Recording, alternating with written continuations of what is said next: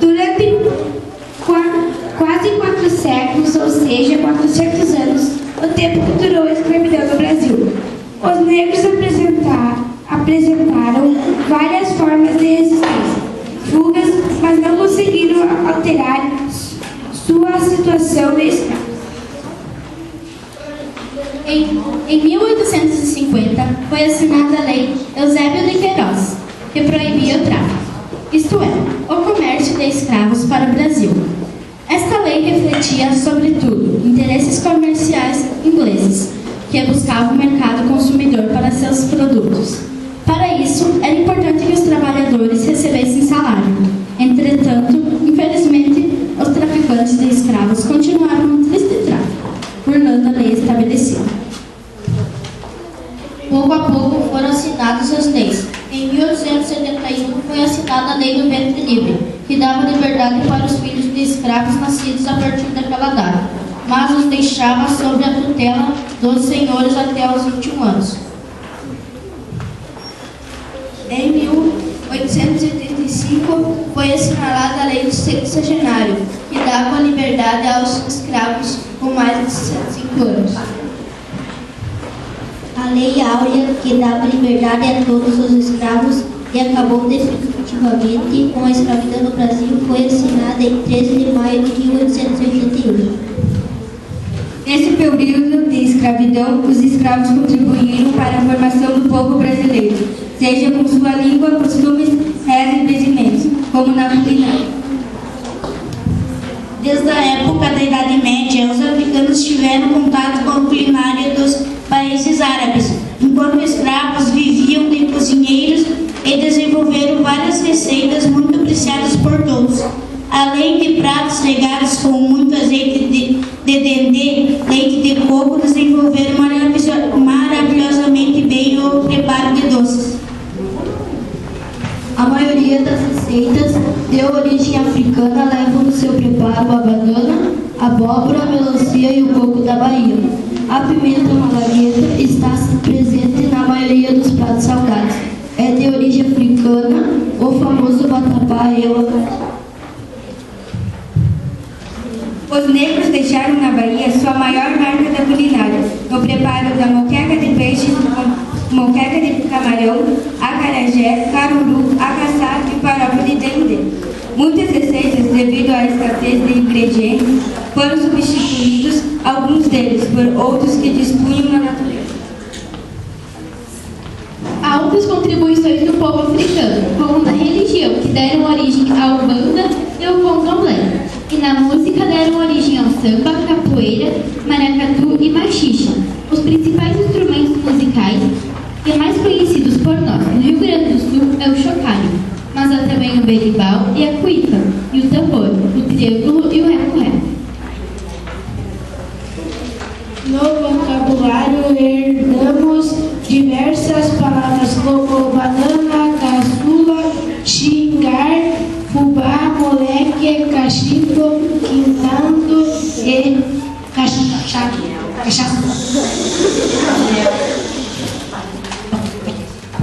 Então, essa, apesar de ter uma italiana aqui no grupo dos africanos, né? Mas assim, ó, essa é a contribuição na comida, na linguagem, e também tem uma famosa lenda que todos vocês conhecem. Eles vão dramatizar para vocês a lenda do Negrinho do Pastoreiro, que é dedicada ao Rio Grande do Sul, ao trabalho do negro nas estâncias da criação do gado.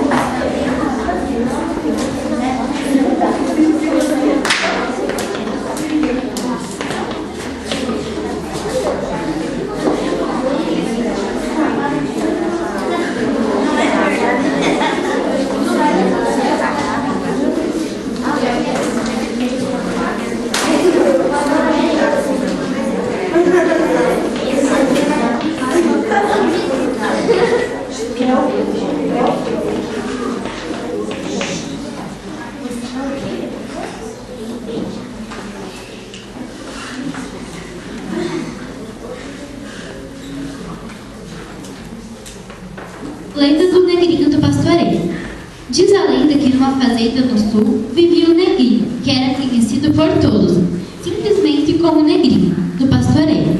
Vivia no estábulo junto com os cavalos, aos quais destinava todos os cuidados e tratos necessários. O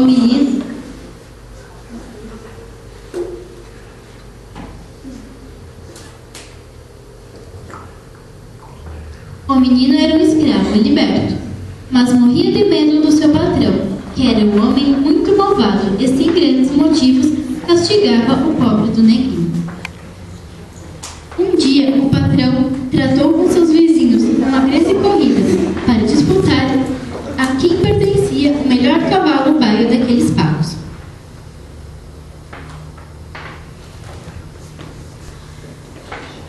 Ao tratar a corrida, o fazendeiro chamou o negrinho. Ele explicou sobre a corrida e ainda disse: Olha bem, esse é o meu melhor cavalo. Se você perder, vai apanhar até morrer. O negrinho foi logo arrumar o cavalo, mas o coração já tremia de medo. Chegou o dia da corrida e o que o negrinho mais temia aconteceu.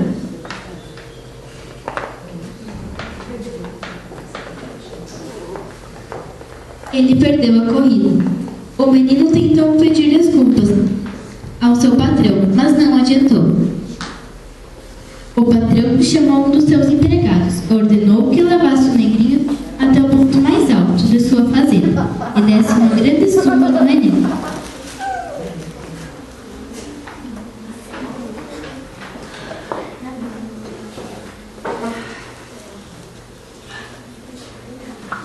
Como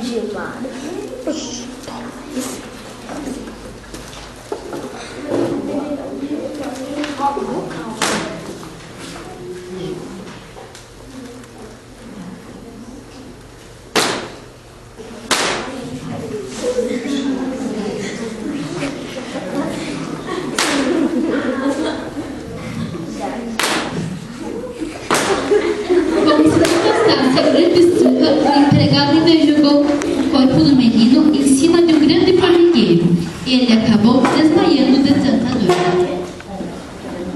Depois de algum tempo, quando ele acordou, percebeu que os cavalos não estavam mais ali e então começou a rezar, pedindo sua madrinha, a Nossa Senhora, que lhe ajudasse a encontrar os animais.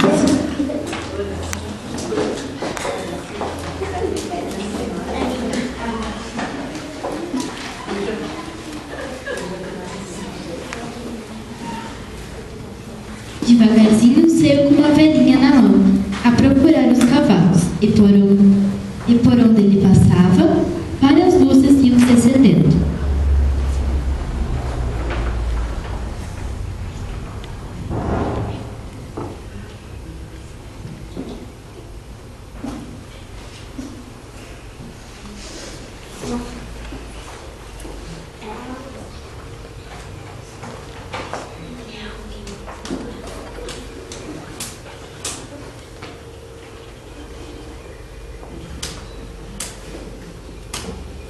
E o negrinho conseguiu ver os cavalos e com calma foi levando-os de volta para casa.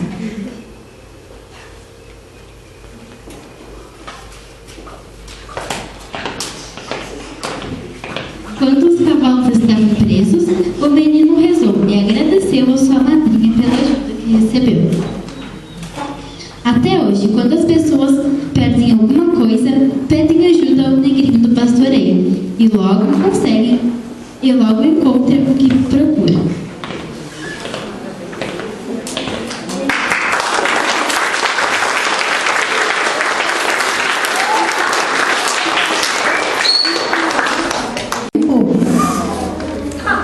Depois, com o passar do tempo, eles foram ensinando aos portugueses e meninos brancos brincavam entre brancos, meninos negros brincavam entre meninos negros. Jamais brancos e negros tocavam as mãos. Era preto com preto, branco com branco. Vamos lá. 1, 2, 3.